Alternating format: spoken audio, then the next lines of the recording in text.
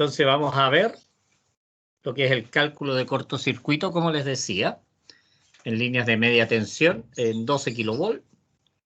En este caso vamos a hacer el cálculo con líneas de cobre.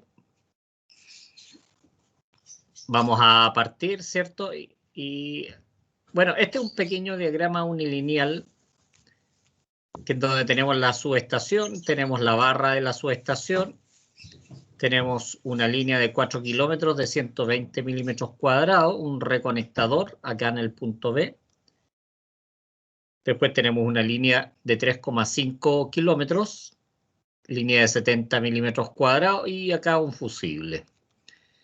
Dice determinar los cortocircuitos trifásicos, monofásicos y bifásicos en los diferentes puntos, en A, en B y en C. ¿Cuáles son los datos que tenemos? ¿Cierto? Tenemos los datos del transformador, que es una subestación de 30 MVA. Tenemos que el voltaje nominal es de 12,5 kV y la impedancia del transformador en este caso es del 9%. ¿Cuáles son los valores base que vamos a usar? Vamos a usar una potencia base de 100 MVA y un voltaje base de 15 kV. En primer lugar, ¿cierto? Determinamos las impedancias de secuencia del transformador en función de lo que vimos, ¿cierto? La clase anterior. Ocupamos lo que es la fórmula del cambio de base propia o base antigua a base nueva, donde calculamos lo que es Z1, que es igual a Z2, por el hecho de que son equipos estáticos, que sería el 9%, que es la impedancia del transformador, que se multiplica, ¿cierto?, por el cociente entre el voltaje de placa respecto del voltaje base, esto elevado al cuadrado, que se multiplica por el cociente, ¿cierto?, de la potencia base dividido por la potencia del transformador. Hacemos el cálculo matemático y nos da 0,326 con un ángulo de 84,26. Ya vimos la clase anterior que este ángulo que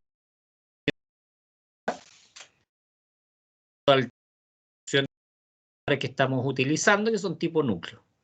Normalmente anda del orden del 85%, pero 84,26 es un poquitito más preciso. Bueno, de ahí calculamos la Z de secuencia 0, que es el 85% de la Z1 aproximadamente, ¿cierto? Por lo tanto, hacemos la multiplicación y nos da un valor de 0,277 con un ángulo de 84,26.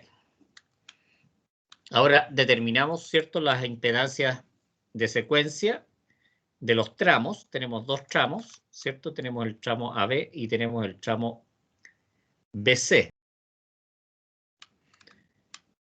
Calculamos el Z1, que es igual a Z2 por el hecho de que las líneas son estáticas, que sería la distancia de los 4 kilómetros por los parámetros de la tabla. Acordémonos que los parámetros de la tabla son obtenidos, este sería para la línea en 12 kV de cobre aérea, y esta sería la línea subterránea de cobre en 12 kV, donde tenemos, ¿cierto?, para las diferentes secciones, tenemos los parámetros R1X1 y R0X0, ¿no? Como les dije la semana pasada, no es necesario que esté el R2X2 porque son iguales a los de secuencia positiva. Por lo tanto, de acá yo voy sacando los diferentes parámetros, ¿eh? Volvamos entonces al ejercicio. Entonces Z1 es igual a Z2, que son los 4 kilómetros por los parámetros de la tabla. Igual el Z0 son los 4 kilómetros también los parámetros de la tabla. Acuérdense, esto lo saqué para una línea de 120 milímetros cuadrados en cobre aéreo. Sacamos los resultados y estos resultados están los datos de la tabla están en rectangular, pero transformamos inmediatamente a polar. Y ahí tenemos, ¿cierto?, 1,061 con un ángulo de 65,3 y tenemos 4,817 con un ángulo de 79,8. Ahí tenemos del primer tramo AB.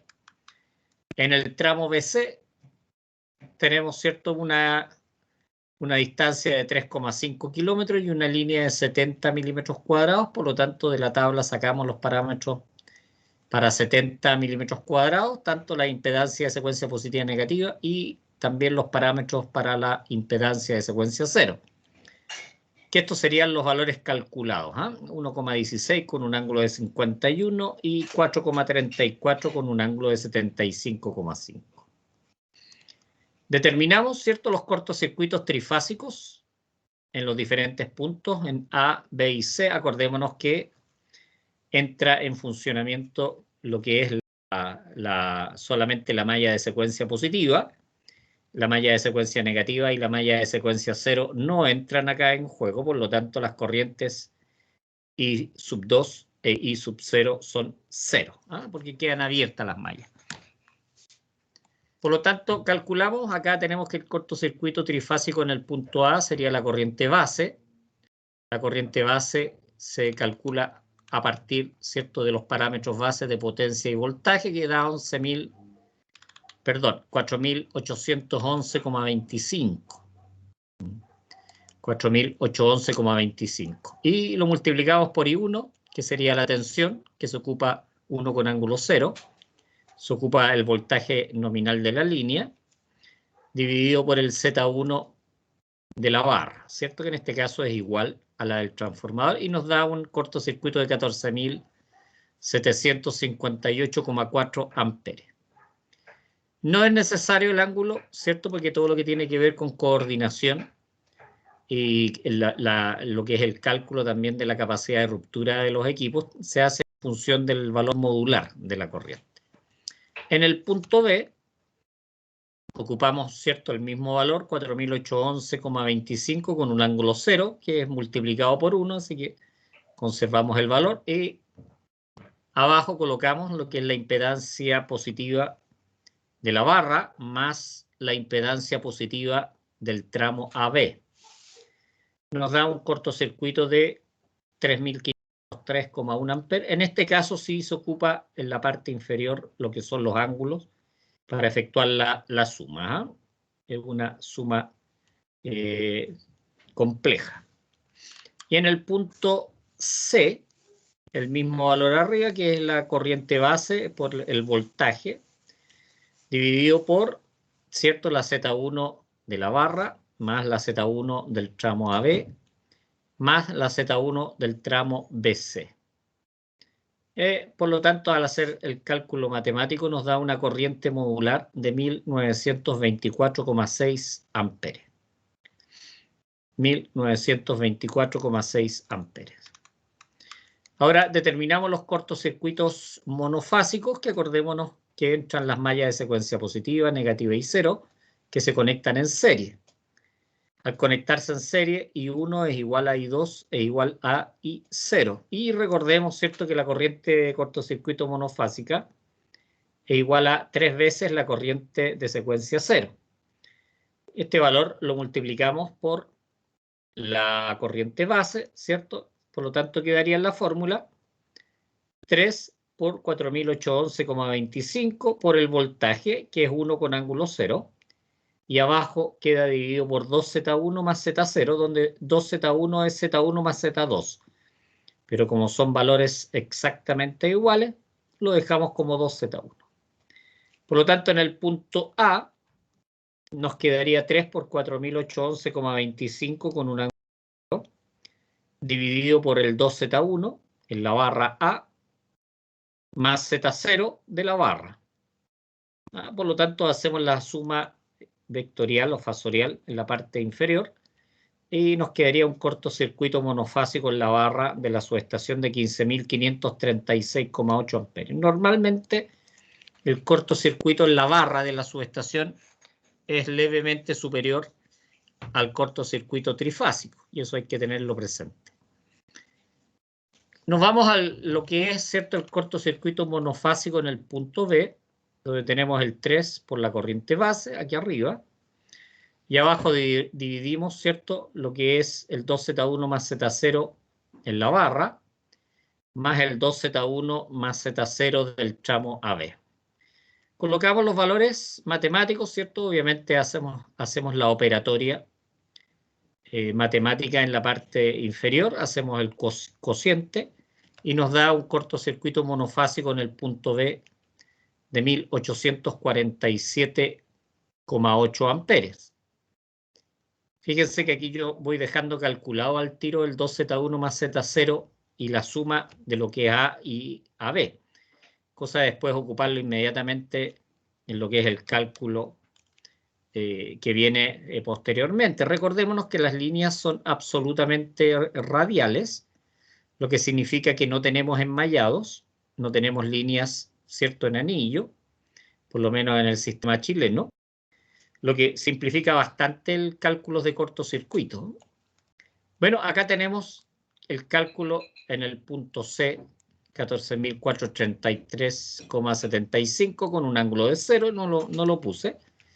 2Z1 más Z0 de la barra, más del tramo AB y más del tramo BC, ¿cierto? Porque las impedancias se van componiendo, se van sumando. Por lo tanto, aquí voy a colocar el valor calculado en el valor anterior, ¿cierto? Más el 2Z1 más Z0 del tramo BC. Hacemos el cálculo matemático y nos da 1010,3 amperes. Ahora, un detalle bien importante que se los comenté la semana pasada, que el cálculo del cortocircuito bifásico es un porcentaje para líneas radiales con sistemas estáticos, es un porcentaje del 36,66% de lo que es el cálculo del cortocircuito trifásico. Por lo tanto, aquí vamos calculando inmediatamente lo que es el cortocircuito bifásico a partir del cálculo del cortocircuito trifásico anterior. Acá tenemos entonces, vamos multiplicando, aproximadamente es un 87%. Es lo mismo que raíz de 3 medios, ojo, es raíz de 3 medios. Por lo tanto, ustedes hacen y da 0,866. Por lo tanto, el cortocircuito bifásico en A da 12.780,8. En el punto B da 3.033,7 y en el punto C 1.666,7 amperes. Recuerden que en los sistemas de distribución normalmente se ocupan 3 datos para lo que es el establecimiento de las mallas de tierra, la construcción de mallas de tierra y también para lo que es coordinación de protecciones. Se ocupa el tiempo de despeje de la falla, el cortocircuito monofásico y el cortocircuito trifásico. No se ocupa el cortocircuito bifásico porque siempre es inferior al cortocircuito trifásico. Ahora, acá hay un ejercicio propuesto para que ustedes lo desarrollen, ¿cierto? Aquí tenemos 2 líneas aéreas y tenemos acá una línea, la segmentada, que es una línea subterránea. Acá tenemos las distancias, las capacidades, las secciones de los conductores. Tenemos acá un reconectador. Y acá tenemos fusible y acá también tenemos fusible. Los datos bases son los mismos que ocupábamos en el ejercicio anterior, exactamente los mismos. ¿Cuáles son los datos del transformador? ¿Cierto? Tenemos un transformador de 25 MVA con un voltaje nominal de 12,3 kV y la Z del transformador es del 7,8%. Por lo tanto, recuerden que a partir de estos datos hay que calcular la impedancia del transformador igual al de la barra, en tanto por uno en base común. Estos son de base propia, por lo tanto hay que transformar. ¿Qué es lo que hay que desarrollar acá? El opuesto dice cortocircuito monofásico, trifásico y bifásico en A, B, C y D. Aquí están los resultados, para que ustedes vayan chequeando inmediatamente. Estos son los resultados de los valores que se tienen que obtener.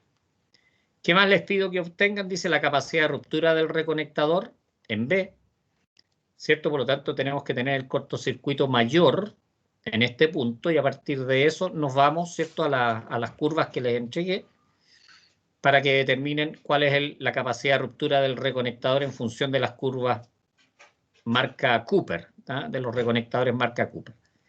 Tiempo de operación del fusible de 20T para un cortocircuito monofásico en D. Calculamos el cortocircuito y nos vamos a las curvas de fusible y ahí determinamos el tiempo. Tiempo de operación del fusible de 65T, que este fusible de acá. Recuerden que la T representa el tipo de curva, que es una curva lenta. Dice, para cortocircuito trifásico en C y en D. Por lo tanto, ahí determinamos en función de los cortocircuitos trifásicos en ambos puntos cuál es el tiempo en que va a operar el fusible. Y finalmente existe coordinación entre ambos fusibles, el de 65 y el de 20T, para una falla trifásica en D. Por lo tanto, calculamos el cortocircuito trifásico acá en el punto D. Nos vamos a la tabla de coordinación de fusibles, que la semana pasada les enseñé cómo utilizarla. Y de acuerdo a eso determinamos si hay coordinación o no. Eso sería lo que es de hoy día, chiquillos. Espero que haya sido clara la explicación del ejercicio. Aquí está completamente desarrollado, que les sirve a ustedes como base para calcular el ejercicio que viene. Mi recomendación es no partan por el ejercicio propuesto, sino que partan por este ejercicio.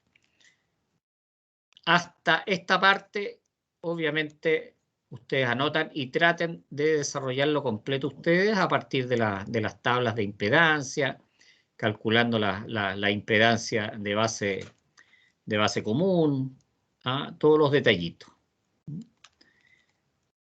Espero que les vaya bien con el ejercicio. Vamos a volver a la sala de clases.